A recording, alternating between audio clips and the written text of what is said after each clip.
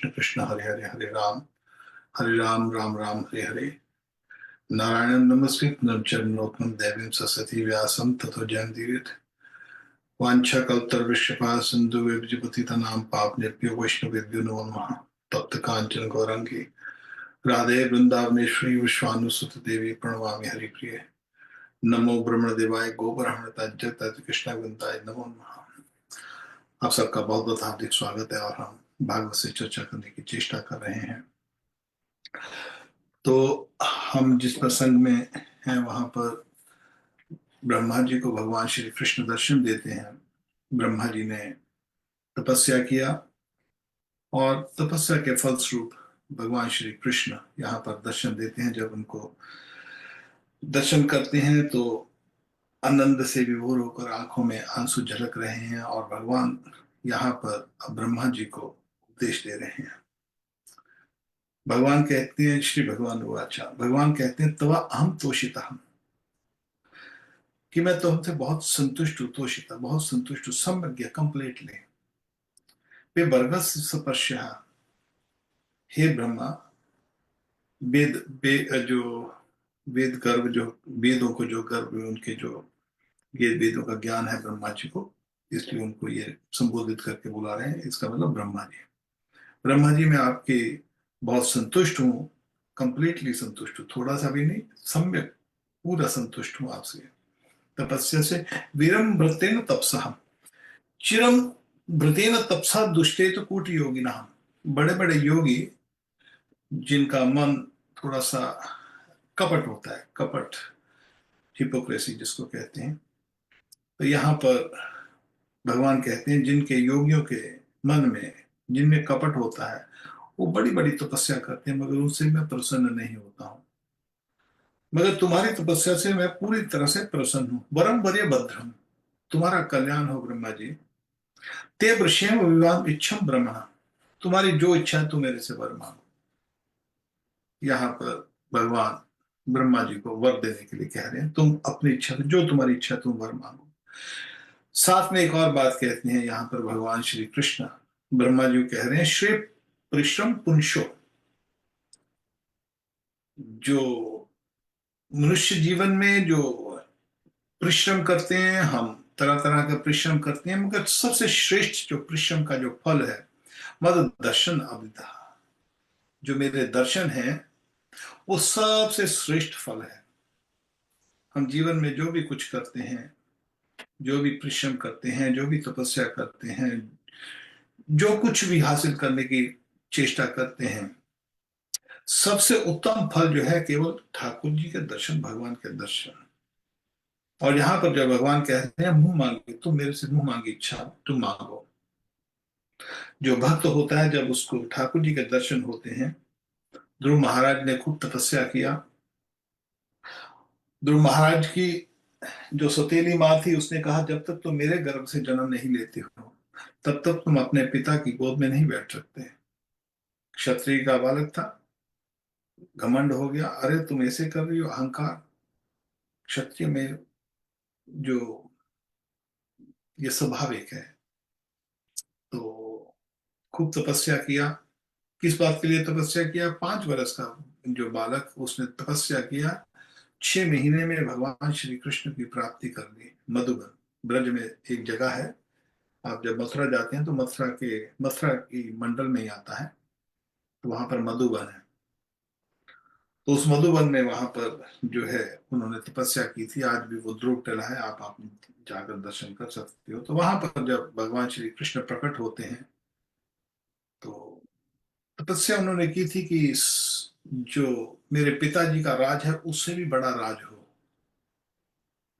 मगर जब भगवान के दर्शन करते हैं तो तब तुरंत वो इच्छा खत्म हो जाती है। जैसे हम कभी, हमको ठंडी लग रही हो, हम अग्नि के अग्नि के पास आए तो हमारी वो ठंडी एकदम दूर हो जाती है, तब ठंडी नहीं लगती है। तो इसी तरह जब हमारी वासनाएं इच्छाएं होती हैं, जब हम भगवान के समक्ष हो जाते हैं तो हमारी वासनाएं इच्छाएं अपने आप दूर हो जाती है, अपने आप भाग जाती है। वो मन अपने आप स्वच्छ हो जाता है। भगवान स्वच्छ है, भगवान शुद्ध है, तो भगवान के साथ संपर्क होने से ही शुद्धता आ जाती है। और जो ध्रुव था उसको, अब जब उसने देखा तो आंखों से आंसू छलक रहे थे, तो उससे कुछ बोला नहीं जा रहा था ध्रुव महाराज जी से। उसका गला बंद हो गया भगवान के हर्षित होने में। इतना प्रसन्न था, उसको पता नहीं लगे मैं भगवान की कैसे, उनकी आराधना कैसे करूं। तो भगवान ने अपना शंख जो उसके सर के ऊपर लगाते, जब भी शंख लगाया तो तुरंत उसकी वाणी आने लग गई। तो भगवान की वो आराधना करने लग गया ध्रुव महाराज। और ध्रुव महाराज कहते हैं, कांचन चिन्हम न दिव्य रत्नम। अरे प्रभु, मैं तो कांच के टुकड़ों को ढूंढ रहा था, मेरे को तो आपके दर्शन मिल गए, रतन मिल गया। अब मेरे को क्या करना है इस राजवाज का, मेरे को कुछ नहीं चाहिए, आप मिल गए बहुत इनफ है। यहाँ पर ब्रह्मा जी की तपस्या से भगवान जब प्रसन्न होते हैं, उनके दर्शन मात्र से, यहाँ कुंती जो है, कुंती मैया कहती है, जब भगवान श्री कृष्ण द्वारका जाने लगे, तो कुंती भी प्रेम में रो रही है। और कुंती को तो पता है ये भगवान है, उसको पहले से ही पता था ये भगवान है। तो बोलती है कुंती, बोलती है, विपदा संतुत शत तत्व तत्व जगत गुरु। हे प्रभु, आप जा रहे हो, अब आपके दर्शन नहीं होंगे। जब हम पर विपदाएं आती थी, जब भी विपदा आती थी तो हम आपको पुकारते थे और आप तुरंत आ जाते थे। मगर अब हमको सब वैभव राजपाट सब कुछ मिल गया, दुश्मन मर गए, सब कुछ ठीक है, मगर ये अच्छा नहीं है। विपुदा संतुता चत तत्व तत्व जगत गुरु। विपुदा, विपुदा संतुता शाश्वत तत्व तत्व जगत गुरु। हे प्रभु, इससे तो बेटर जो विपदाएं आती रहे, विपदा एक नहीं आए, विपदा जो अनेक विपदा, सारी विपदा आ जाए, और कैसे आए, पुनः पुनः पुनः शाश्वत, पुनः पुनः दोबारा आती रहे। क्यों? तत्व तत्व जगत गुरु भक्तो दर्शनम यस्यात्। क्योंकि आपके दर्शन मात्र से अपुनः भव दर्शनम, ये संसार का जो भव सागर है, भव दर्शनम, ये भव दर्शन नहीं होता। जिसको भगवान के दर्शन एक बार हो जाते हैं, भगवान श्री कृष्ण की अनुभूति हो जाती है, उसको संसार से सब मोह माया छूट जाती है, उसको पसंद ही नहीं होता, उसको कुछ कुछ संसार से लेना देना नहीं होता। वो एक आनंद ही ऐसा है। तो यहाँ पर वो कह रही है, इसी तरह कुंती कह रही है, जो पांडवों की माँ थी कुंती कहती है, अपुनः भव दर्शनम। अरे वापिस उसको भव दर्शन के, यहाँ संसार के, जन्म मृत्यु के संसार के दर्शन नहीं करने पड़ते। हे प्रभु, अब तो सब कुछ ठीक ठाक हो गया, मगर हमको वो नहीं चाहिए। और भगवान श्री कृष्ण ने जब दर्शन दिया ब्रह्मा जी को, और ब्रह्मा जी को पूछते हैं, ब्रह्मा जी तुमको क्या चाहिए? साथ में ब्रह्मा जी कहते हैं, तपो में हृदय साक्षात आत्मा अहम तपसो। ये जो तपस्या तूने की है, तपस्या, तपस्या मेरा हृदय है, और आत्मा हम तपस्या, और मैं ही तपस्या हूं। भगवान की प्राप्ति बगैर तपस्या के नहीं होती। हम देखते हैं कि किसी को छोटी मोटी इस जीवन में डिग्री करनी है, कोई पढ़ाई वगैरह करनी है, तो उसके लिए भी तपस्या करनी पड़ती है। शुरू से, बचपन से बच्चे को माँ बाप डांटते हैं, चल पढ़ चल पढ़ चल पढ़, उसको जबरदस्ती, वो खेलना चाहता है, बच्चे को जबरदस्ती पढ़ाते हैं। कम से कम 15 साल तो बच्चा पढ़ता ही आजकल। 10 साल 10वीं में पढ़ेगा, 1 2 साल वो पढ़ेगा, 3 4 15 साल उसको धक्के मार मार के पढ़ाते हैं। तू पढ़, नहीं पढ़ेगा तो तेरे को, तेरा तू जीवन में सफल कैसे होगा? हर एक माँ बाप ये चाहते हैं कि मेरा बच्चा सफल हो। ये एक तपस्या है। और उस सफलता को प्राप्त करने के, भौतिक सफलता को प्राप्त करने के लिए ऐसा ही थोड़ी कोई डिग्री मिल जाएगी। तो यहां पर ठाकुर की बात कर रहे हैं, इस संसार से दूर, जो कि ब्रह्मा जी से भी दूर है, जो अन्य 33 कोटि देवी देवता, जिनकी पलक मात्र से, जो उनको ये इस ब्रह्मांड की जो जो जो अपनी उनकी ड्यूटीज हैं, कर्तव्य हैं, वो कर रहे हैं। चंद्र देवता अपनी कर्तव्य कर रहा है, सूर्य देवता अपनी कर्तव्य कर रहा है, देवी दुर्गा अपना कर रही है, शंकर जी अपना कर रहे हैं, ब्रह्मा जी अपना कर रहे हैं, जितने भी अन्य देवता देवी देवता हैं, सब अपने अपना कर्तव्य कर रहे हैं। और ठाकुर जी अपने धाम में, ब्रज धाम में और वैकुंठ धाम में असंख्य अपने भक्तों के संग लीला वहां पर करते हैं। और वो श्री कृष्ण जो है आपको तपस्या के बगैर मिल जाएंगे क्या? आजकल बहुत सस्ता हो गया है, भक्ति तो ऐसे सस्ती बिक रही है जैसे आलू गाजरें बिक रही हैं। जैसे गाजरें होती हैं, हमको ये पसंद नाम है, हमको ये पसंद है, तुम हमको राधा राधा पसंद है, हम राधा राधा करेंगे, तुमको जो पसंद है तुम वो करते रहो। अरे ऐसे थोड़ी चलता है। एक प्रोसेस है। भक्ति करनी है जो आपको, कुछ पढ़ाई भी करनी है तो उसका पढ़ाई का एक प्रोसेस है। उसका उसको प्रोसेस को राम राम भी करना है तो गुरु के अंतर्गत राम राम करना पड़ता है। गुरु सिखाता है उसको, बेटा इसी तरह पहले उसको पात्र बनाता है।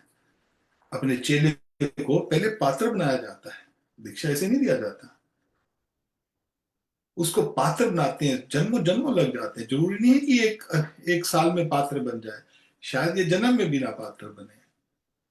उसको पात्र बनाया जाता है। जब पात्र बन जाता है तो फिर उसके अंदर जो भगवान श्री कृष्ण का प्रेम उड़ेला जाता है। ये एक तरीका है। हमको आभूषण बनाना है, सुनार सोने से लेकर आभूषण बनाने तक की पूरी प्रक्रिया करता है। तो उसी तरह भक्ति में भगवान विष्णु का जो भक्ति है उसका भी एक प्रोसेस है। सीताराम सीताराम, राम राम, राधा राधे, राधे राधे श्याम भगवान श्री कृष्ण का महामंत्र का जब विष्णु की प्राप्ति करनी है तो उसका एक प्रोसेस है। वो प्रोसेस यहां पर ब्रह्मा जी ने किया, वो प्रोसेस पांडवों ने किया, वो प्रोसेस हमारी जो जितनी भी गुरु परंपराएं हैं, हमारे जितने भी जो ब्रह्मा जी से, शंकर जी से, लक्ष्मी जी से, चार कुमारों से, ये जो चार ही परंपराएं हैं, गुरु मस्त चार परंपराओं के अंतर्गत होना चाहिए।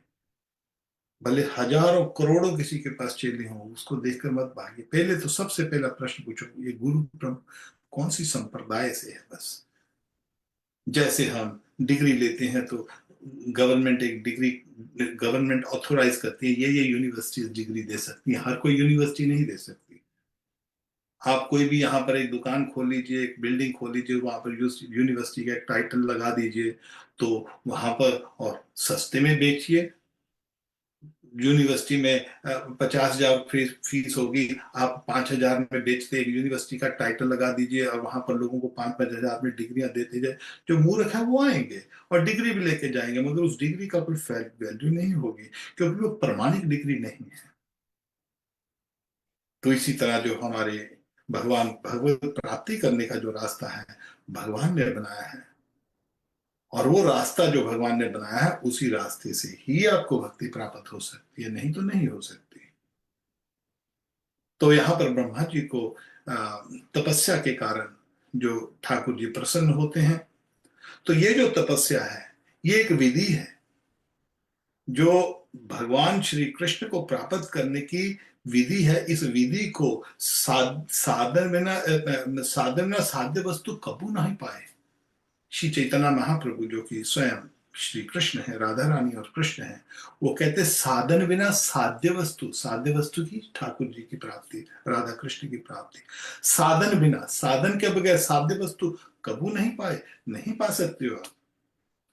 तो साधन करना है। साधन का तरीका क्या है जो हमारे महाजनों ने सेट किया है, हमारी चार गुरु संप्रदायों ने जो सेट किया है, उसी को फॉलो कर कर हम अपनी साध्य वस्तु जो है भगवान श्री कृष्ण, उनके चरणों की प्राप्ति कर सकते हैं। इसके लिए हमको उनके अंतर्गत रहकर हमको साधन करना चाहिए। अब यहाँ पर ठाकुर जी एक और बात कहते हैं, बोलते तापी नाथ मानस्य नाथ नाथाय नाथितम। तो सॉरी, यहाँ पर ब्रह्मा जी पूछ रहे हैं, ब्रह्मा जी पूछ रहे हैं, जब उन्होंने इसको बोला, अच्छा बेटा तू बोल क्या चाहिए तेरे, श्रेय प्रश्न पूछो, तुम्हारी जो इच्छा है ब्रह्मा तुम मांगो मेरे से। तो यहां पर ब्रह्मा जी कहते हैं, तथापि नाथ मानस्य नाथ, हे नाथ, भगवान को नाथ कर कर संबोधित कर रहे हैं, आप हमको कृपा करें, पर आवप्रे यथा रूपे जाने न तथा रूपी न। हे प्रभु, सबसे पहली वो बात पूछ रहे हैं ब्रह्मा जी भगवान श्री कृष्ण से, वो कहते हैं हे प्रभु, पर आवरे, इस आवरण, इस जो ये संसार का जो आवरण है, ये जो संसार है, आवरण जैसे पर्दा होता है उसको कहते हैं। पर आवरे इस संसार के परे, इस संसार के पर्दे के परे, यथा रूपे जानिनाम तद तद रूपी ना। हे वह प्रभु, मैं आपका वो रूप जानना चाहता हूं। कोई लोग इसको रूपे जानिना, साकार रूप क्या है, तब रूपीण, उसका निराकार रूप भी क्या है। प्रभु ये बहुत कंफ्यूजन है हमको, क्योंकि संसार में लोग यहाँ पर दो तरह के तरीके हैं भगवान की प्राप्ति करने के लिए। एक जो है आरोह पंथा और एक है अवरोह पंथा। जो लोग भगवान को अपनी बुद्धि से समझना चाहते हैं, भगवान से उनका साक्षात्कार नहीं है, वो चार गुरु परंपराओं में नहीं आते हैं। ये लोग जिन्होंने इस यूनिवर्सिटी में नहीं आते हैं, इनके उन्होंने एडमिशन नहीं लिया इन चारों यूनिवर्सिटियों में, उनको उनका जो कहते हैं आरोह पंथा, नेति नेति, ये भी है ठीक है, ये भी ठीक है, उनका कर उनको मायावादी भी कहते हैं। मायावादी का क्या अर्थ है? वो सोचते हैं इस संसार में, उनको उन्होंने इतने दुख देखे हैं तो जो सोचते हैं ये हर एक इस वस्तु में जो भी हम देखते हैं, फील करते हैं, हमारी इंद्रियां जो भी हैं, ज्ञान इंद्रियां, कर्म इंद्रियां, और इनके संग जो हम देखते हैं या सुनते हैं या हम उसको स्पर्श करते हैं, उससे हमको सब तरह से दुख प्राप्त हो रहा है। इसका अर्थ है जो जो परा जगत होगा, दूसरा जगत है, उस जगत में ये रूप नहीं होना चाहिए। वो ये अपने निश्चय स्पेकुलेशन, मनगढ़ंत, उनके मन में ये मनगढ़ंत स्पेकुलेशन होती है। वो ये सोचते हैं कि इसका अर्थ जो वो दूसरा जगत होगा वो इससे कुछ परे होगा, डिफरेंट होगा, इससे अलग होगा। वहां पर ना रूप होगा, ना ना गुण होगा, और निराकार है, तो उसको हमने किसी ने देखा नहीं है, तो वो नेति नेति, ये भी हो सकता है, ये भी हो सकता है।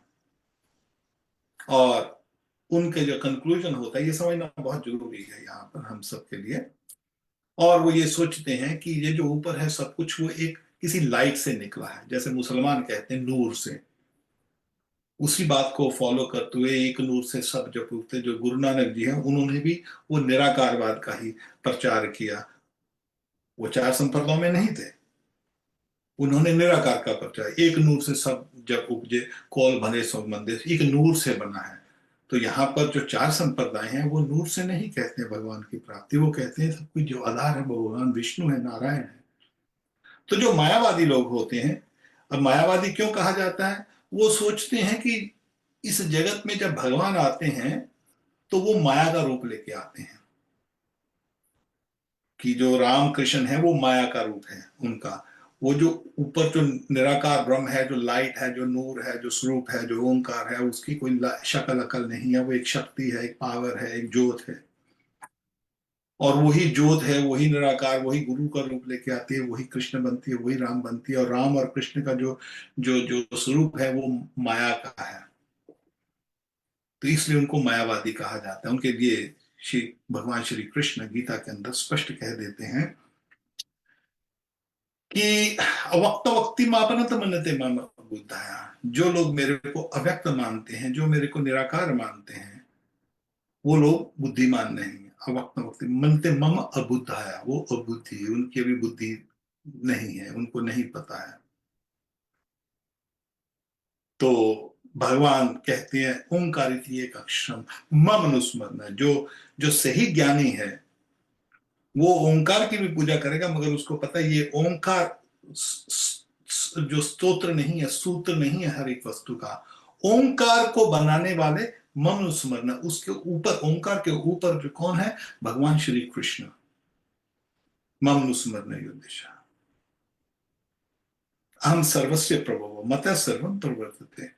भगवान स्पष्ट बोला है गीता के अंदर 10वें अध्याय के अंदर कि सब कुछ बनाने वाला मैं हूं। मगर जो मायावादी लोग हैं, जो निराकारवादी लोग हैं, जिन्होंने भगवान को नहीं देखा, वो गैस करते हैं तुम ये भी पूजा कर लो, सब रास्ते एक हैं। तो एक और बात कहते हैं, जैसे आपने सुना होगा आजकल चलता है बहुत, तुम राधा राधा करो, तुम वाहिगुरु वाहिगुरु करो, तुम जो भी करते करो, जो भी करो, सब करो, सब एक ही बात है, सब एक ही जगह जाएंगे। ये ठीक नहीं है, ये सिद्धांत, ये मायावाद सिद्धांत है। इस सिद्धांत को श्री चैतन्य महाप्रभु ने बहुत बुरी तरह से खंडन किया है। इस सिद्धांत को हमारे जो रामानुजाचार्य जी हैं, रामानुज संप्रदाय जो है, उन्होंने बहुत घोर घोर उसका खंडन किया। श्रीपद माधवाचार्य जी जो हैं, उन्होंने भी उसका घोर खंडन किया। और श्री चैतन्य महाप्रभु ने तो खंडन के संग संग इसको कहा कि मायावादी हुए कृष्ण अपराधी, जो जो ऐसा ऐसी जो जो प्रचार करते हैं कि तुम सब कुछ सब एक ही है, जो भी गुरु ने मंत्र दिया वो तुम करते रहो। अभी किसी के गुरु ने कोई गुरु ही गलत होगा तो क्या करोगे? कोई ऐसे गुरु ही नहीं है, अब गुरु ने कोई गलत मंत्र दे दिया तो क्या करोगे? तो ये जो सिद्धांत है ये अप सिद्धांत है, अप संप्रदाय सिद्धांत है, शास्त्रिक सिद्धांत नहीं है। भले ऐसे लोगों को हजारों करोड़ों लोग फॉलो करते हो, मगर चार संप्रदाय इसको अप्रूव नहीं करती। और स्पष्टता से श्री चैतन्य महाप्रभु इसके विषय में जो कहते हैं कि जो मेरे को निराकार मानते हैं, मायावादी भाषा सुन ले हुए सर्वनाश। जो ऐसे मायावादियों की भाषा सुनेंगे वो भगवान की कभी प्राप्ति नहीं कर सकते, उनका अध्यात्म जीवन सर्वनाश हो जाता है। क्यों सर्वनाश हो जाता है? तो कहां पर राधा रानी सबसे बड़ी शक्ति, अब राधा रानी जब राधा रानी के चरण ले रहे हैं तो बाकी का तो साधन तो उनके बराबर है ही नहीं। खैर हम इसी विषय में फिर कभी और टच करेंगे, मगर कहने का यहाँ सब भाव ये है कि भगवान श्री कृष्ण जो कहते हैं कि गीता के अंदर भी उन्होंने ये कहा है कि जो अन्य देवी देवता की पूजा करते हैं वो भजनते अविधि पूर्वक, वो पूजा ठीक नहीं है। 12वें अध्याय में भी भगवान ने, अर्जुन ने जब ये प्रश्न पूछा तो उस वहां पर भी उन्होंने खंडन किया निराकारवाद का। क्लेशो दीक्षा जो निराकार मानते हैं मेरे को, वो लोग जो है वो क्लेशों अधिक त्रस्त, हम बहुत क्लेश पाएंगे, वो उसकी प्राप्ति तो करेंगे, खुद पता नहीं कब जन्मों को छोड़ छोड़ करते करते करते करते करते करते फिर जब उनके शांत जुनाना नाम पुण्य कर्मा नाम, जब पुण्य करते करते करते करते करते करते फिर कभी जाके ठाकुर की प्राप्ति करेंगे। तो ये निराकारवाद जो है, यहाँ पर ब्रह्मा जी ने ये जो प्रश्न पूछा है, ये निराकार आज से नहीं शुरू हो रहा, ये कब से चलता आ रहा है, अनादिकाल से चलता आ रहा है। अनादिकाल से चार गुरु संप्रदाय चलती आ रही हैं। जब से सृष्टि बनी है तब से ब्रह्मा जी की संप्रदाय चलती आ रही हैं। उस संप्रदाय में हम गौड़िया वैष्णव आते हैं, उस संप्रदाय हम मध्वा संप्रदाय से निकले हैं। श्री चैतन्य महाप्रभु मध्वा संप्रदाय से निकले हैं। मध्वा संप्रदाय जो है जो जो उसमें हम आते हैं। और विष्णु स्वामी संप्रदाय है। ये चारों संप्रदाय शंकर जी से, चार कुमारों से, और भगवान से स्वयं जो कि ब्रह्मा जी से, और लक्ष्मी जी से, रामदेव संप्रदाय, ये चार संप्रदाय सृष्टि बनी है तब से चलती आ रही हैं। और इसके अलावा जो भी निकलता है, जो भी बनता है, जो अपसंप्रदाय है, वो उनको वो निराकारवादी है, वो मायावादी, क्योंकि अभी वो माया में ही है। हम नहीं कहते, शास्त्र कहते। इसीलिए हमारे जो गौड़िया संप्रदाय में श्री चैतन्य महाप्रभु ने इनको एक टाइटल दिया है मायावादी। मायावादी भाषा सुन ले हुए सर्वनाश, आपका मायावादी की भाषा से सुनोगे तो आपका सर्वनाश हो जाएगा। एक और बात कही है, ये जो लोग हैं ये वैष्णव नहीं होते, तो उसके विषय में अवैष्णव मुखोद्गिन्नम पूतम हरिकथा छर्म तत्व छत्व शिष्टम जदा बया। जो चार संप्रदाय में विष्णु की भक्ति नहीं कर रहा है, भले वो उसके मुख से भगवान विष्णु का नाम भी नहीं सुनना चाहिए। कारण क्या है? कारण यह है कि वो लोग जो है, जैसे दूध है, दूध में आप सर्प टच करेगा तो वो विषैला हो जाएगा। इसी तरह लोग कहते हैं ना कई बार कि हम जी वो राम की पूजा नहीं कर रहे जी, हिंदू एक राम। वहां पर कबीर मायावादी, गुरु नानक मायावादी, उसमें वो उन्होंने एक बात कही है, एक राम दशरथ का बेटा, एक राम कटकट के बेटा। ये जो हिंदू करते हैं पूजा, वो राम दशरथ का बेटा है। जो इसी हम पूजा कर रहे हैं वो अलग राम है, एक राम घटघट, वो अलग राम है, वो निराकार राम है। तो खैर इसके लिए, निराकार के लिए ये है, मगर हमारा जो परंपरा है वो अवरोह बनता है। हम जो है गुरु परंपरा में चलता आ रहा है। इस परंपरा में जो जो चार संप्रदाय, चारों के चारों संप्रदाय जो हैं वो गुरु परंपरा में चलती आ रही हैं। एवं परंपरा एवं राज्य विशुद्ध सकाल में योगा नष्टा परंत। भगवान श्री कृष्ण ही बोलते कि ये जो मैंने ज्ञान है, एवं विश्वते योगम प्रोक्तान, मैंने ये जो ज्ञान है ये सूर्य देव विश्वान को दिया, और सूर्य देव को दिया विविश्वान, और उन्होंने मनु को दिया। तो मनु ने इक्ष्वाकु को दिया। इस तरह ये जो ज्ञान है राजऋषियों के माध्यम से चलता। राजा और राजा होते होते ऋषि की तरह रहते थे, अपने धर्म का पालन करते थे, उनको राजऋषि कहा जाता है। तो उनके जो जो वो साकार रूप है। तो यहाँ पर ब्रह्मा जी कह रहे हैं, हे प्रभु, आप मेरे को आपके निराकार और साकार रूप के विषय में बताइए। भगवत इच्छा इक्षितम अहम कर्मणाति हृदयंति। एक और बात कहते हैं ब्रह्मा जी। पहले तो ये जो बहुत महत्वपूर्ण बात है, ये मैंने क्यों कहा आपको बताया थोड़ा सा निराकार और साकार में। क्योंकि जब भक्ति में आते हैं तो पहले, सबसे पहले तो इस संसार में व्यक्ति रहता है तो भक्ति की तरफ जाता ही नहीं है, क्योंकि वो भोग विषयों में फंसा रहता है। इच्छा द्वेष द्वंद्व मोहिना भारता। इस संसार में जैसे हम पशु है पक्षी है, उनका क्या काम है, खाना है पीना है सोना है, संभोग कर लेना बस। और आहार निद्रा भय मैथुन च। इसी तरह जो व्यक्ति होता है, साधारण जो लोग हैं, जैसे आप देखते हो कि किसी अबरिजनी जंगलों में जाओ या कहीं पर भी जाओ तो वहां पर क्या करते हैं लोग, उनको कुछ कुछ मतलब नहीं, उनको पता ही नहीं है क्या उनका काम कि शिकार करना है, जो मिला वो खा लिया, और खा लिया सो लिया संभोग कर लिया बस, और कुछ नहीं। और कई बार हम सभ्य लोगों में भी, जो कि जो शहरों में या जो भी जो हम रहते हैं, उसमें भी कई लोग बोलते हैं भाई हमको क्या है, एक जीवन मिला है, छोड़ो ना, खाओ पियो आनंद करो, कोई बात नहीं। उनको कुछ लेना देना नहीं होता। उनका भी उद्देश्य केवल यही होता है कि आहार निद्रा भय और मैथुन, ये चार चीजें ही करना है। खाना है, सोना है, भय और मैथुन करना है, और डरना, बस यही चार चीजों में जीवन निकल जाता है। कभी कोई व्यक्ति इसमें से निकले, किसी को कोई प्राणी निकले तो बोले ना, थोड़ा सा धार्मिक होगा, कौन है ये बनाने वाला, कोई ना कोई शक्ति तो होगी।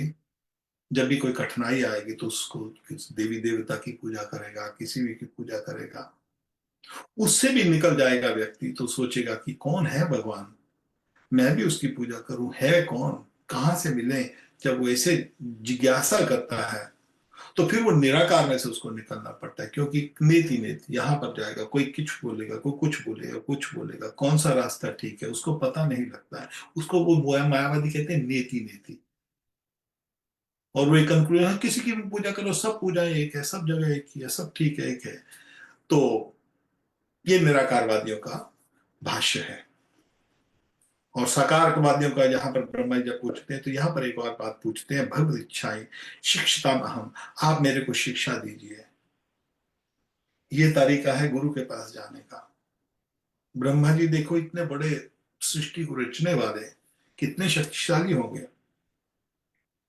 वो पूछते हैं भगवत की इच्छा, आपकी इच्छा से प्रभु, मैं क्या मांगू, मेरे को क्या पता क्या क्या मेरे लिए श्रेष्ठ है क्या नहीं है। भगवत इच्छा क्षितम हम, आप मेरे को शिक्षा कीजिए, कृपयाप्ति हृदयांति, सावधानी पूर्वक, ताकि मैं उसको उसको ग्रहण कर सकूं आपकी शिक्षा को। भगवान की शिक्षा भी भगवान के कारण ही प्राप्त होती है। हम बोलते जाएंगे, शायद आप कोई समझे कोई ना समझे। हम कभी कोई समझ जाएगा तो उसका अर्थ ये नहीं कि जैसे हम बोल रहे हैं और आप समझ रहे हो, हमारे कहने से आप समझ रहे हो ना। हमारे से हम किसी को नहीं समझा सकते। आपको ही बुद्धि दे भगवान को। कभी हम भगवान की बात करते हैं, केवल ठाकुर जी की बात करते हैं। हमारा ये जो जो प्रोग्राम है, ये सत्संग का प्रोग्राम है, ये किसी किसी किसी मॉनेटरी बेनिफिट के लिए नहीं है कि आप हमको पैसा दो हम कथा करेंगे, या हम पैसे के लिए को कथा कर रहे हैं, या किसी कुछ। ये तो केवल अपनी शुद्धता के लिए कर रहे हैं। एक सत्संग है, आप बैठकर हम भगवान की चर्चा करते हैं बस। अब उसको समझना, ठाकुर कृपा करें हमारे ऊपर तभी हम समझ सकते हैं। तो यहां पर वो यही बात बोल रहे हैं, हे प्रभु, आप अपनी इच्छा से मेरे को ऐसी शिक्षा दीजिए ताकि सावधानी पूर्वक मैं उसको ग्रहण कर सकूं। और एक और बात कह रहे हैं हम यहाँ पर, ब्रह्मा जी कह रहे हैं, भगवान को प्रार्थना कर रहे हैं, ना यह मान, मेरे को मान ना हो जाए, मेरे को घमंड ना हो जाए। प्रजा सरगम, इस संसार की रचना करनी है। अभी आप कहते हैं कि रचना करनी है, ठीक है। बद्येहम यद अनुग्रह था, अनुग्रह करके मैं आपसे प्रार्थना कर रहा हूं कि मेरे को अभिमान ना हो, बस ये बहुत जरूरी बात है। इस संसार में हम जितने भी प्राणी हैं, एक अभिमान मात्र फंसे पड़े हैं। अहम मामेति, हम इसी में बंधन में है कि मैं कर रहा हूं, मैं और मेरा। हमने पिछली बार इसकी डिस्कशन की थी, मैं और मेरा। मैं बहुत बुद्धिमान हूं, जन्म ऐश शुत अशी एमान मान। चार जो है हमको घमंड होते हैं। किसी को अपने रूप का घमंड हो जाता है, किसी को अपने धन का घमंड होता है, और किसी को अपनी बुद्धि का घमंड होता है। जिसको भी ये घमंड है वो भगवान की प्राप्ति नहीं कर सकता है। और यहां पर वो स्पष्ट कह रही है, निह मान, मेरे को अभिमान ना हो प्रभु। अब अभिमान अकड़ कर बैठ जाते हैं तो अकड़े हुए वस्तु को आप देखेंगे कि जो जिस वृक्ष को फल लगते हैं वो फल झुकता है, झुकना पड़ता है। जब पानी चलता है, आप देखिए गंगा जी का पानी चलता है गंगा सागर से, सॉरी, जो गोमुख से, और गोमुख से जब चलता है तो निमन नीचे को आता है। जब कोई भी नदी का पानी जब चलता है तो नीचे को पानी चलता है, पानी कभी ऊपर को नहीं चढ़ता है। तो भगवान श्री कृष्ण की प्राप्ति करनी है, उनके विषय में जानना है, उनकी कृपा प्राप्त करनी है, उनके चरण प्राप्त करने हैं, तो विनम्रता विनम्रता होकर लेना पड़ता है। कोई भीख लेता है तो भीख ऐसे ही मांगी जाती है, अकड़ कर भीख किसी को भी नहीं दिया जाता। कुंती देवी कहती है, नमो किंचन वित्ताया निवृत्त गुणवत्ताय। हे प्रभु, ये जो संसार के गुण हैं, देखो फिर बार बार उसी घूम के आएंगे। ये जो निराकारवादी मायावादी जो कहते हैं निराकारवाद, उसके लिए यहाँ पर बार बार जगह जगह पर आया। भक्तों ने जगह जगह पर इस बात को दर्शाया है। और हमारी जो गुरु परंपराएं हैं, हमारी जो वैष्णव जो महात्मा जैन गता से पंथा, जब से सृष्टि बनी है तब से ये शास्त्र हैं।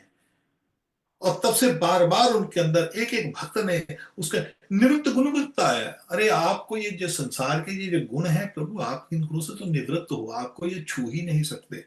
नमो किंचन वित्ताया।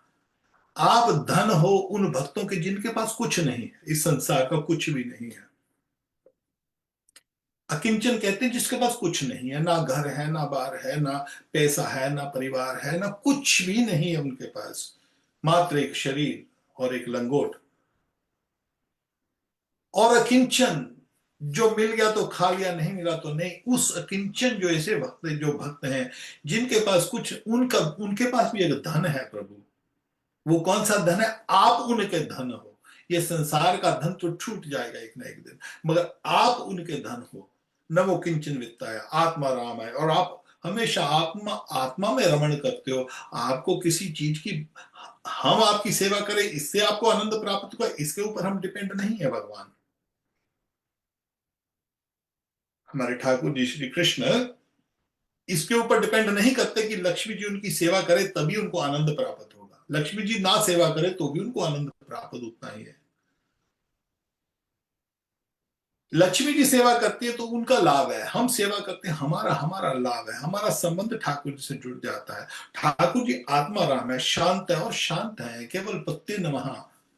भक्तों के जो जो जो भक्तों के स्वामी हैं, यहाँ पर जो कुंती मैया है प्रार्थना करती है उस श्री कृष्ण के, जो कि केवल और केवल, जब तक हम मान होगा, अभिमान होगा, अहंकार होगा, निरहंकार निरहंकार होना पड़ेगा हमको भगवान की भक्ति को प्राप्त करने के लिए। तो बोले हम एक दिन में कैसे होंगे? इसके लिए चित्त शुद्ध करना पड़ेगा।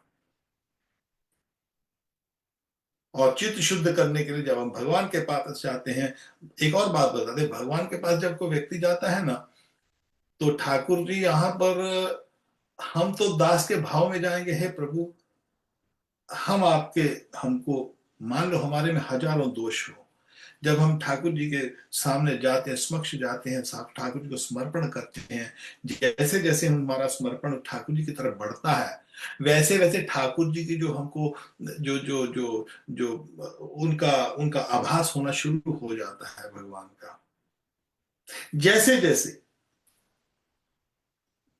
जैसे जैसे आपका समर्पण जाएगा वैसे वैसे भगवान अपने आप हम एक कदम भगवान की तरफ लगाते हैं तो भगवान 100 कदम लगाते हैं। अब आप सोचिए हमारे कदम तो इतने से ठाकुर जी के कितने कितने बड़े हैं।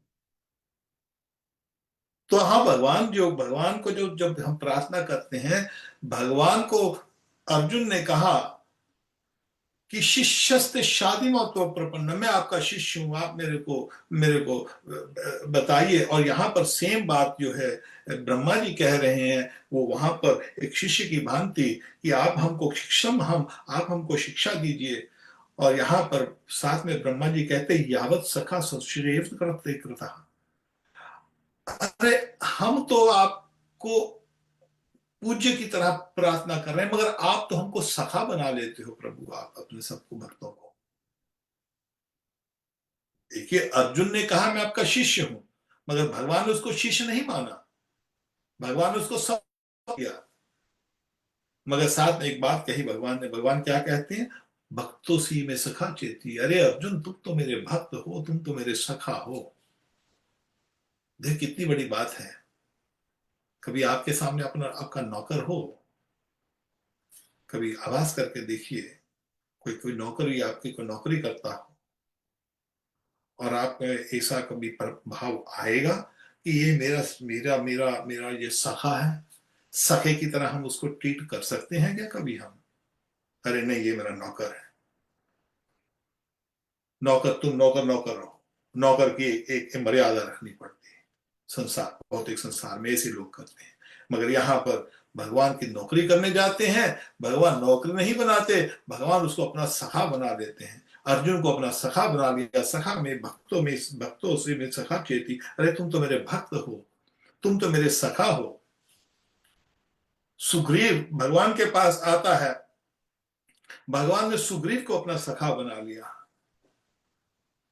भविष्य वहां से आता है, भगवान ने भविष्य को भी अपना सखा बना लिया।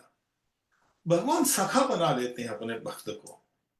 तो देखो कितना बड़ा लाभ है। और हमको सखा कौन बन रहा है? साधारणतः कोई अमीर आदमी है, आप उसके पास जाइए, वो आपका हाथ झटक देगा। कोई बहुत अमीर आदमी, आप उसके लेवल पर खड़ा होने की चेष्टा करिए, वो आपको तिरस्कार कर देगा।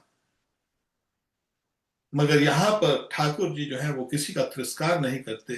जब ठाकुर जी के चरणों में कोई व्यक्ति जाता है तो यहाँ पर उसको सखा बना लेते हैं। और यहाँ पर एक और बात फिर ब्रह्मा जी कह रहे हैं, मम समुद मद अज मानिना। हे अजय भगवान, जिनका जन्म नहीं कभी हुआ। अगेन, बार बार यहाँ पर हम उस बात को दोहराते हैं ताकि आप लोग इसको समझ सकें कि भगवान निराकार निर्गुण नहीं है।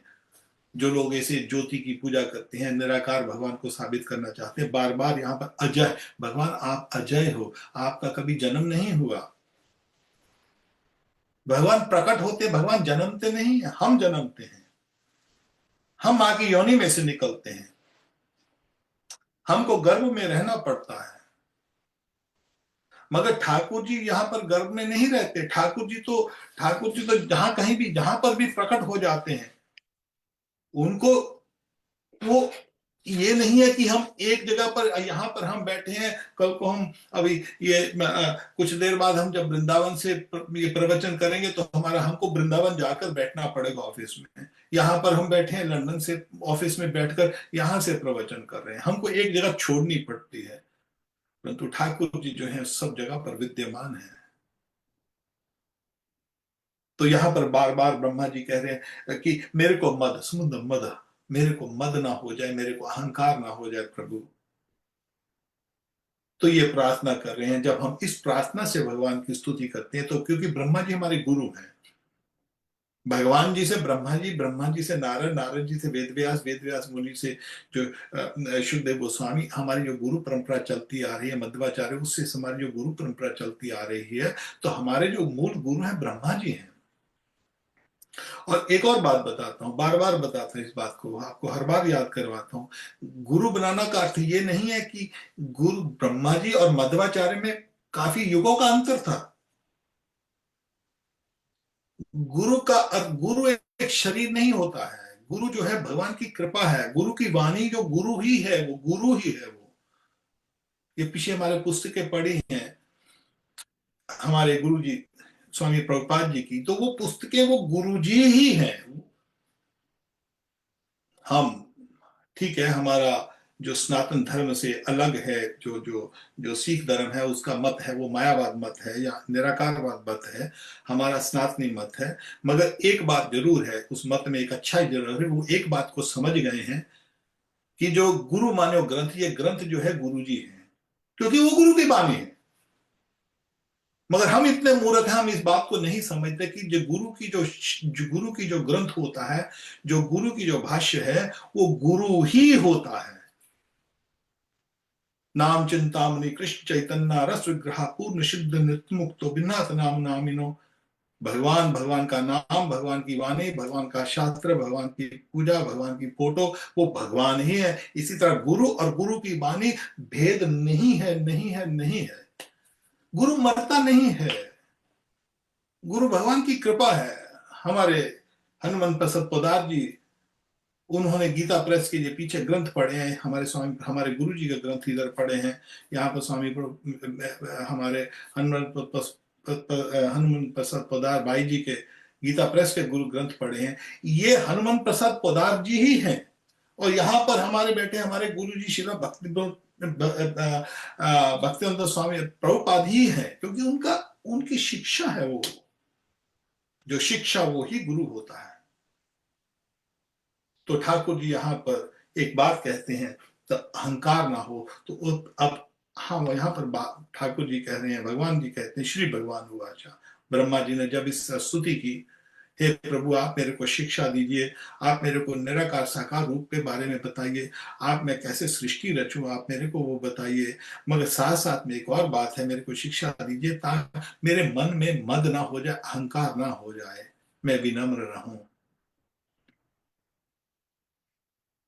तो यहाँ पर भगवान उसके उत्तर में कहते हैं, ज्ञानम परम गुह्यंते, अब तेरे को मैं जो दे रहा हूं, परम ज्ञान जो दे रहा हूं, परम गुह्यंते यद विज्ञानम संविता, जो तेरे को ब्रह्मा जी मैं दे रहा हूं, ये केवल पूरा ज्ञान नहीं है, विज्ञान है, दोनों दे रहा हूं, प्रैक्टिकल साथ में है। ये मत सोचना ये पूरा ज्ञान है, थ्योरेटिकल नॉलेज है। कबीर मायावादी था, निराकारवादी, उसका चार संप्रदाय से कोई संबंध नहीं था। और उसने एक बात कही, पोथी पोथी पढ़ गया पंडित भयानक कोई। अरे उसका अर्थ ये है कि ये जो जो जो ब्राह्मण लोग हैं, क्योंकि ब्राह्मणों से उनको नफरत थी थोड़ी सी, ये ब्राह्मण लोग हैं, ये पोथियां पढ़ते हैं, इससे कोई पंडित थोड़ी बन जाता है। ये पोथियां नहीं है, साक्षात नारायण वेद, ये साक्षात नारायण है। हम पोथियां नहीं पढ़ रहे हैं, हम नारायण की पूजा कर रहे हैं, नारायण है वो। मायावादी इस बात को इसलिए वो समझ नहीं सका, इसलिए वो नहीं समझ सकते हैं। हमारी चार संप्रदाय जो है उसमें भगवान जो कहते हैं, ये जो ज्ञान है पूरा ज्ञान नहीं, ये विज्ञान है, साक्षात नारायण है, प्रैक्टिकल है, करके देखिए, तुरंत उसका भाव आ जाएगा। यह स रहस्यम तद अंग च ग्रहान मदिमय मया। अब जो गदितम मैं तेरे को एक्सप्लेन कर रहा हूं, मैं तेरे को बता रहा हूं, हे ब्रह्मा जी। क्या बता रहा हूं? ये जो ज्ञान है, और ज्ञान विज्ञान सहित बता रहा हूं। सहरस्यम तदंग, इसका जो रहस्य है सब तेरे को बता रहा हूं। अब आप देखिए, ये बात सृष्टि के शुरुआत में कही है भगवान ने। ब्रह्मा जी ने भी सृष्टि रची नहीं है। ब्रह्मा जी को ये कह रहे हैं, मैं तेरे को जो ज्ञान दे रहा हूं, ज्ञानम परमम भूयन्ते तद विज्ञानम संविता। इसी श्लोक को आप उठाइए, यही बात भगवान गीता के अंदर बता रहे हैं। किसको बता रहे हैं? अर्जुन को बता रहे हैं। कहां पर सृष्टि कब रची होगी, कब कितने युग आते हैं। ब्रह्मा जी जब चलते हैं तो ब्रह्मा जी के 4 युग चलते हैं, फिर 4 युग आते हैं, फिर 4 युग आते हैं, फिर 4 युग आते हैं। 1000 बार 4 4 युग आते हैं तो ब्रह्मा जी का एक दिन बनता है। फिर उनका 1 साल होता है, फिर उनका जीवन चलता है 100 साल। फिर ब्रह्मा जी जब उनकी प्रलय आती, महाप्रलय आती है, ब्रह्मा जी फिर नए ब्रह्मा उत्पन्न होते हैं, फिर नए ब्रह्मा फिर बनाते हैं। तो अब आप देखिए कितने अरबों खरबों खरबों जो है हमारे युगों से पहले भगवान ने जो जो निर्देश उसको ब्रह्मा को दिया, ज्ञानम परम गुह्यते तद ज्ञानम संविता, वो ही एग्जैक्ट वही श्लोक, यही श्लोक भगवान कृष्ण को 5000 साल पहले कुरुक्षेत्र के युद्ध में कहते हैं, ज्ञानम तेहम सब विज्ञानम इदम बक्ष्यामि अशेषतः। अर्जुन, तेरे को ये जो मैं बता रहा हूं, ज्ञानम तेहम सब विज्ञानम, ये ज्ञान और विज्ञान, ये जो दे रहा हूं ये ज्ञान कोरा ज्ञान नहीं, ये प्रैक्टिकल है। विज्ञान में इदम बख्शामि शेषता, इसके बाद और कुछ जानने की आवश्यकता नहीं है, इसके बाद और कुछ है भी नहीं। इसलिए हम बार बार हाथ जोड़ जोड़ कर लोगों से निवेदन करते हैं, आप गीता को पढ़िए, गीता को पढ़िए, गीता को पढ़िए। ये हमारे 30 रुपए की गीता है, गीता प्रेस से 30 रुपए की गीता आती है। हमारे गुरुदेव की गीता है, यहाँ पर इस्कॉन से मिल जाएगी, ऑनलाइन पे मिल जाएगी, तात्पर्य के सहित है। इसको आप पढ़िए, रोज नित्य पढ़िए। कोई भी माई का लाल इस संसार में ऐसा नहीं है कि आपको ऐसा ज्ञान देगा। आप देखते हैं आजकल फिल्मी स्टार जैसे होते हैं वे बाबा लोग, आप चलते हैं और जैसे फिल्मों में वो कोई फिल्म स्टार आता है ना, लोग वहां पर लाइनें लगा लगा के देखने के लिए पहुंचते हैं। आजकल बाबा को फिल्म स्टार की तरह, सेलिब्रिटी की तरह लोग देखने पहुंचते हैं। मगर जब ये गीता पढ़ लोगे ना, और ऐसे बाबा लोग क्या बोलते हैं, जिसकी पूजा करनी करते रहो, सबकी पूजा करते रहो, जो जो मिला है वो जो गुरु ने मंत्र दिया करते रहो। यहाँ पर भगवान उसका खंडन करते हैं इस गीता के अंदर बुरी तरह से। तो जब हम गीता को पढ़ते हैं तो भगवान की सीधी डायरेक्ट जो वाणी है उसको पढ़ते हैं, सीधा डायरेक्ट भगवान के साथ संपर्क होता है आपका, सीधा डायरेक्ट संपर्क है भगवान के साथ। जो व्यक्ति गीता पढ़ेगा वो कभी किसी और किसी पंथ में, किसी मजहब में कहीं पर नहीं जा सकता, किसी हाल में जाएगा ही नहीं।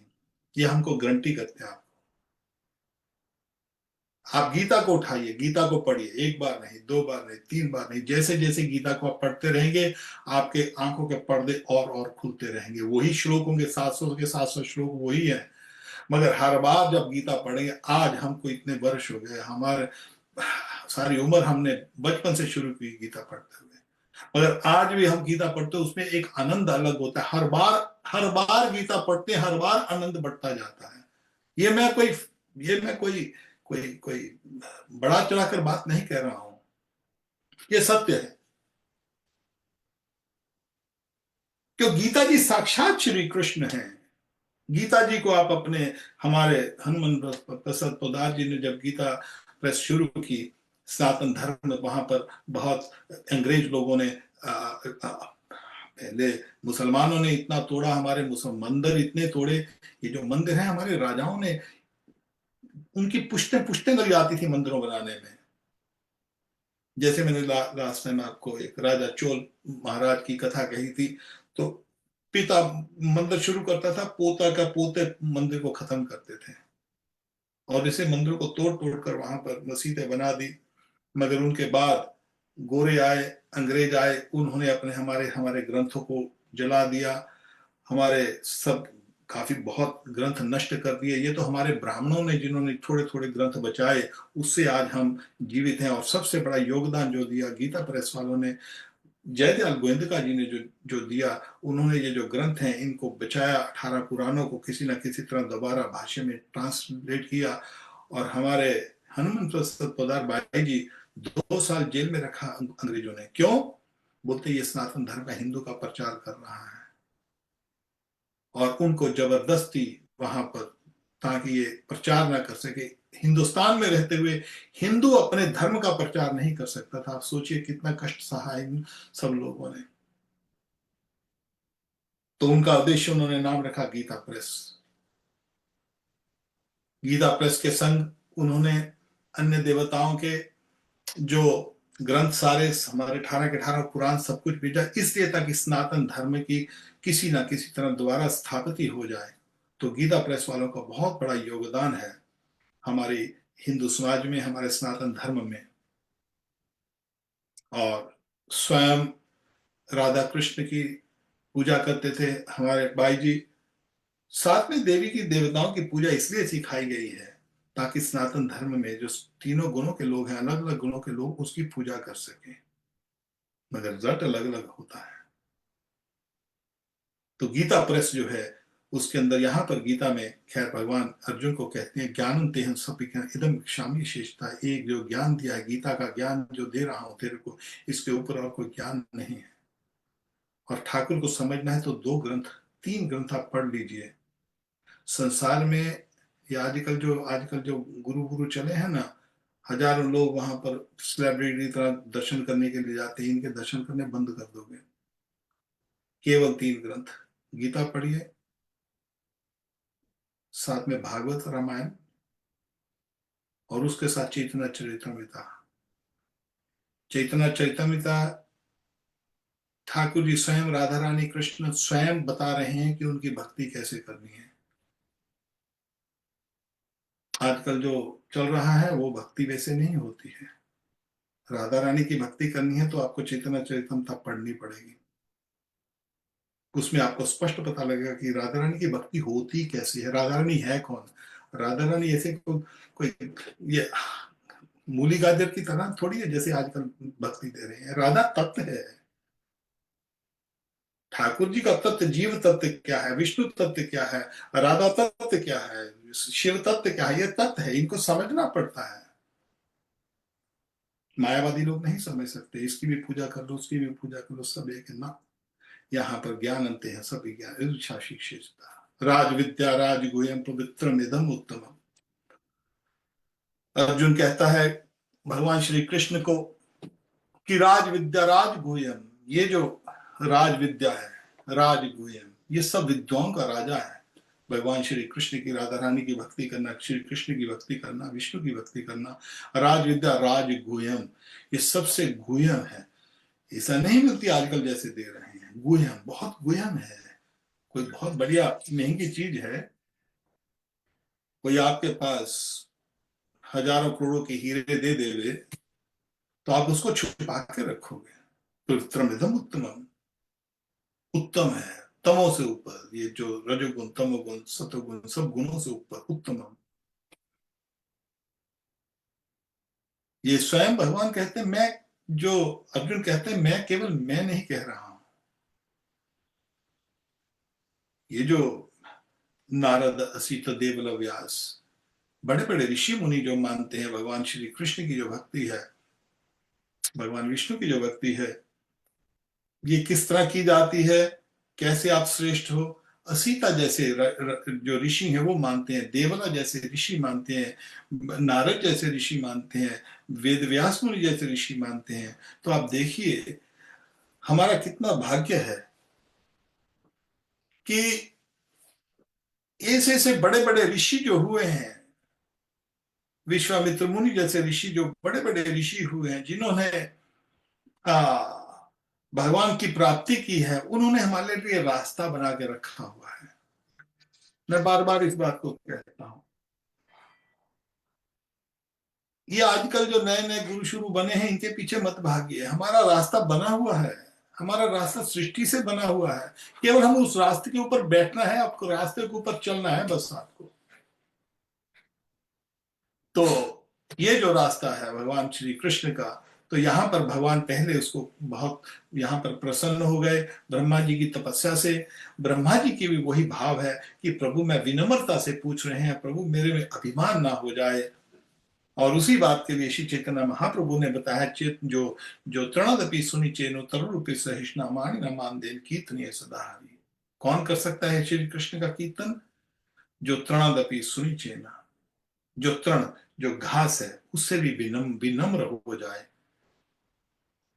तरुरूपी सहिष्णु, जो वृक्ष होता है वो बहुत सहिष्णु होता है, बहुत बहुत सहन शक्ति होती है उसमें। तरह तरह के धूप है, बारिश है, जो तूफान है, सब कुछ सहता है। साथ में वो उसके नीचे जो आता है उसको फल भी देता है, उसको छाया भी देता है, उसको अपने से लकड़ियां भी देता है, अग्नि के लिए सब कुछ देता है। मगर वो वृक्ष कितना कितना उसमें सहन शक्ति है। तो श्री चैतन्य महाप्रभु कहते हैं जिसको भगवान की भक्ति करनी है, सबसे पहले उसको ऐसी सहन शक्ति निकालनी पड़ेगी, सहन शक्ति बननी पड़ेगी, बनानी पड़ेगी। अपने आप को पात्र बनाना पड़ेगा।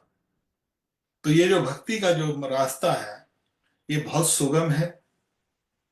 इसको जो हमारे आचार्य हैं हमारे जो गुरु हैं, हमारे गुरुजन, सब गुरु एक तत्व है। जो वैष्णव गुरुजन, 4 गुरु संप्रदायों में हमारे, तो इसलिए हम निवेदन करते हैं कि आप इनकी जो वाणी है उसका उसका आश्रय ले लीजिए, और उस वाणी का आश्रय लेते हुए जो जो निर्देश छोड़ गए हैं हमारे लिए, वो हमारे लिए पहले से छोड़ के गए ना।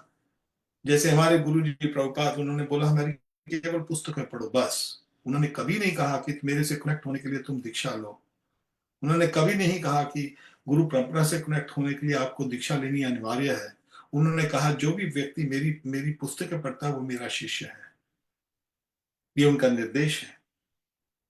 और उन्होंने एक ही बात ही कहा, किसी ने उनको बार बार पूछा कि आपके जाने के बाद जब आप शरीर छोड़ देंगे, हमारे गुरु जी को, जब आप शरीर छोड़ दोगे तो हम कैसे, किसके पास जाएं? कभी हमारे मन में कोई प्रश्न हो तो हम किसके पास जाएं? उन्होंने किसी को गुरु बनाया ही नहीं अपने इस्कॉन में, अपने बाद उन्होंने किसी को गद्दी पे नहीं बिठाया। कोई भी किसी को निर्देश नहीं दिया कि मेरे बाद यह आदमी गद्दी पे बैठेगा और उसके बाद आप उसके पास जाना। उन्होंने ये भी नहीं कहा कि मेरे शिष्यों के पास बाद में जाओ, वहां पे कोई प्रश्न होगा तो मैंने मेरे शिष्यों के पास जाओ। उनको पता था, उन्होंने कहा भी है, उन्होंने कहा मेरे शिष्य दे आर नॉट क्वालिफाइड। क्योंकि शुरुआती भक्ति की है, तो उन्होंने जब भी प्रश्न पूछा उनसे, आपके शरीर छोड़ने के बाद हमारे मन में कोई प्रश्न होगा तो हम उसका उत्तर कैसे पाएंगे? बोलते रीड माई बुक्स। आपको कैसे दोबारा फिर पूछा? हम बोलते read my books again and again and again, you will find the answer. आप मेरी पुस्तकों को बार बार पढ़ो। उन्होंने पुस्तकों में तात्पर्य लिखे हैं, प्रभुपाद जी ने निर्देश दिया है।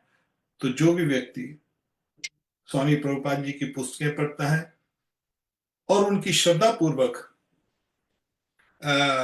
उनकी बात मानकर महामंत्र का जप करता है, उनके नियमों का पालन करता है, इसका मतलब वो उनके गुरु, कभी उनको इस गुरु रूप में मानकर उनकी उनकी पुस्तकों पढ़कर वो भजन कर रहा है, तो आपको कोई प्रश्न आता है तो उनकी पुस्तकों को बार बार बार बार बार बार पढ़िए, आपको उसका प्रश्न मिल जाएगा। क्योंकि गुरु जो है वो गुरु, और गुरु की वाणी, वो वाणी पुस्तक नहीं है, पोथी पोथी पढ़ गए मैं पंडित भय ना कोई, ये बिल्कुल बकवासबाजी है। ये जो श्लोक है, ये बुक्स नहीं है, ये हमारे गुरु जी की जो वाणी है, ये हमारे गुरु जी हैं।